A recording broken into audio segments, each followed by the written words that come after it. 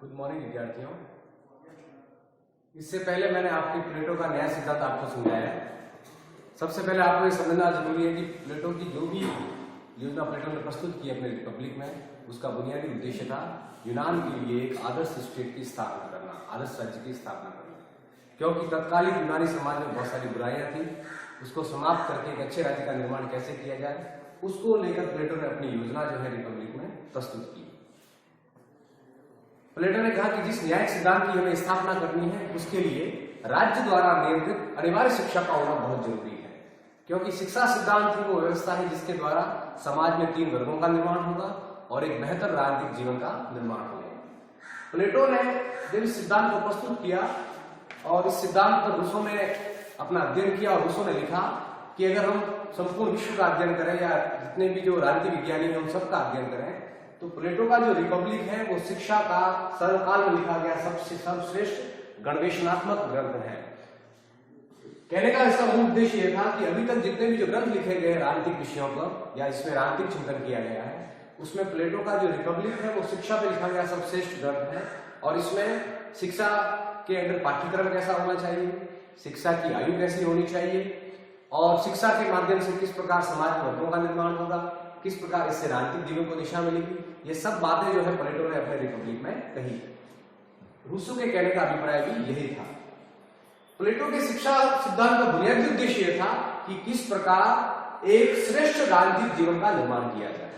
मैंने कल भी क्लास में आपको कहा था, लेक्चर जो दिया था उसमें प्लेटो के सामने एक समस्या थी कि अयोग्य व्यक्ति यूनान में सत्तारूढ़ हो रहे थे और सबसे बड़ी कमी उस प्रणाली की यह थी कि लॉटरी के माध्यम से शासकों का चयन हो रहा था। प्लेटो इससे काफी दुखी थे और वो कह रहे थे कि इस प्रकार अगर लॉटरियों के माध्यम से शासकों का चुनाव होगा तो किस प्रकार निष्ठा से देश की सेवा करेंगे। जिस प्रकार गृह प्रबंध एक बहुत महत्वपूर्ण विषय है, हम किसी को जब अपने काम पर रखते हैं, घर के काम पर, खेती के काम पर, तो हम उससे दक्षता की अपेक्षा करते हैं कि वो कम से कम व्यक्ति विषय को जानने वाला हो। यहाँ तक कि अगर आज भी हम देखें तो सरकार जब पियोन की भी भर्ती करती है तो वो एक नियमावली जारी करती है कि व्यक्ति 10वीं पढ़ा लिखा हो या 12वीं पढ़ा लिखा हुआ हो, या इस प्रकार कोई ना कोई हम योग्यता निर्धारित करते हैं ताकि मूर्ख लोगों के हाथ में सत्ता न जाए। प्लेटो ने भी यही कहा कि एक ऐसी शिक्षा प्रणाली की स्थापना की जाए और उस शिक्षा प्रणाली के माध्यम से जो वर्ग समाज में आएंगे उससे यूनान में एक श्रेष्ठ राजनीतिक जीवन का निर्माण होगा। अच्छे राजनीतिक जीवन का निर्माण करना है, योग्य व्यक्तियों के हाथ में सत्ता देनी है, तो एक बेहतर सरकार द्वारा नियंत्रित शिक्षा प्रणाली का होना बहुत ही जरूरी है। तो बुनियादी रूप से प्लेटो की शिक्षा योजना का बुनियादी उद्देश्य था अच्छे राज्य का निर्माण करना और इसके माध्यम से न्याय के समाज में स्थापना करना। प्लेटो की शिक्षा योजना के महत्व को अगर हमें जानना है तो ये सिद्धांत इसने इसलिए भी दिया था ताकि इसके माध्यम से एक न्याय सिद्धांत कायम हो, समाज में प्रत्येक वर्ग के पास काम हो उसकी योग्यता के अनुसार, कोई किसी के कार्यों का आरोप नहीं करे। तो ये जो शिक्षा सिद्धांत है ये न्याय सिद्धांत का बुनियादी रूप से तार्किक परिणाम है। दूसरा उसने कहा कि शिक्षा समाज में इसलिए भी जरूरी है ताकि नागरिकों को सद्गुणी बनाया जा सके। तत्कालीन यूनानी समाज में नागरिक जो है वो भ्रष्ट थे। यहां प्लेटो ने सबकी शिक्षा की बात नहीं की है, जो राज्य के नागरिक हैं। अब नागरिकता का संदर्भ बड़ा व्यापक नहीं है प्लेटो के काल में। प्लेटो कहता है कि जो स्वतंत्र जन है वही नागरिक है।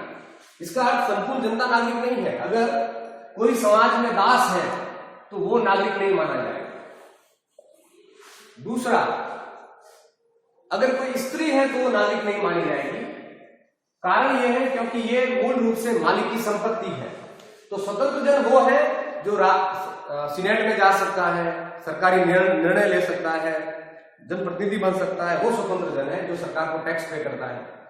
तमाम व्यक्ति जो है वो नागरिक नहीं है प्लेटो के दृष्टिकोण में। इसलिए दास और अगर स्त्री किसी पुरुष की गुलाम है तो वो नागरिक की श्रेणी में नहीं मानी जाएगी।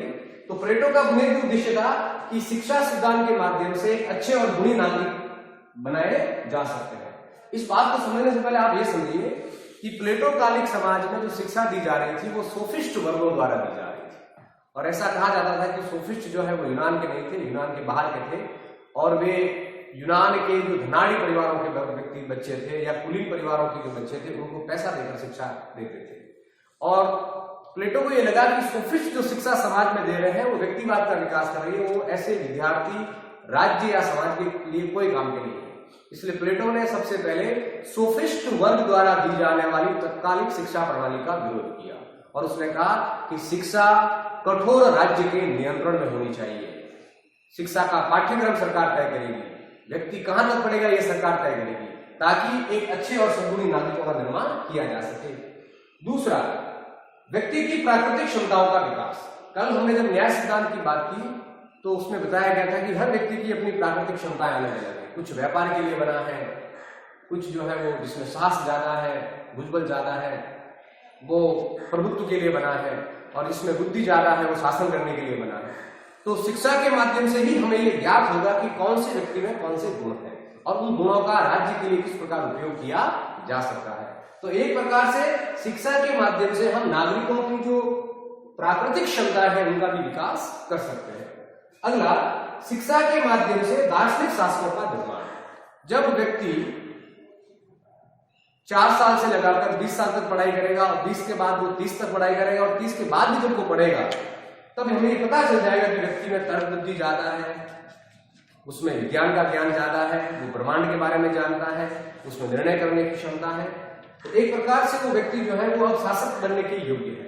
तो जब तक हम इस शिक्षा प्रणाली को इंप्लीमेंट नहीं करेंगे, राज्य को जो है दार्शनिक राजा प्राप्त नहीं होगी। तो प्लेटो की ये शिक्षा योजना का बुनियादी मत या उद्देश्य ये था कि किस प्रकार राज्य में दार्शनिक राजाओं के हाथ में सत्ता दी जाए।